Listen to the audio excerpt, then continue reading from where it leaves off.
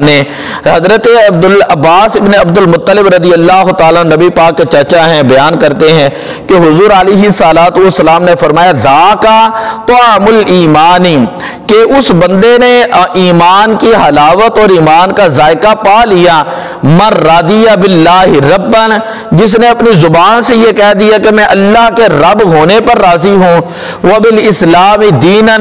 اور اسلام کے دین ہونے پر راضی ہوں، وبمحمد رسولہ، اور نبی پاک صلی اللہ علیہ وسلم کے رسول ہونے پر راضی ہوں۔ اسی طرح حضرت انس بن مالک رضی اللہ تعالیٰ عنہ سے مروی ہے، آپ فرماتے ہیں ثلاث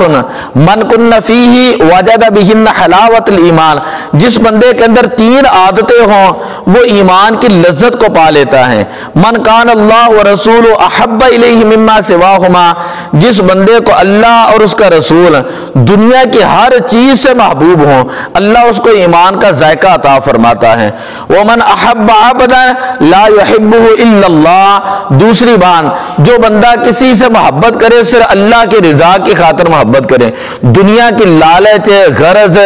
ٹھیک ہے پیسہ اس کی توجہ کے اندر نہ ہو، صرف اللہ کی رضا کی خاطر محبت کرے۔ کہتے ہیں نا فلاں کے ساتھ اس کا تعلق ہو، ایم پی اے کے ساتھ ہو، ایم این اے کے ساتھ ہو تو کوئی مشکل وقت کے اندر کام آئے گا۔ حضور علیہ الصلوۃ والسلام نے فرمایا جو بندہ کسی سے محبت کرے صرف اللہ کی رضا کی خاطر محبت کرے، صرف اللہ کی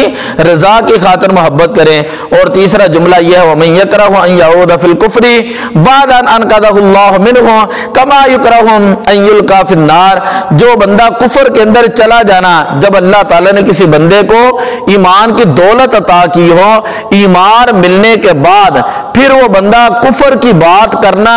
اور کافروں کے بعد بیٹھنا، کفر کے اندر چلا جانا، وہ اسی طرح ناپسند کرے کہ جس طرح تم میں سے کوئی شخص آگ کے اندر جانا ناپسند کرتا ہے، جس بندے کے اندر یہ کیفیت ہو اللہ تعالیٰ اس بندے کو ایمان کی حلاوت عطا فرماتا ہے۔ دعا اللہ عمل کی توفیق عطا فرمائے۔ الصلاۃ والسلام علیک یا رسول اللہ وعلی آلک واصحابک یا حبیب اللہ۔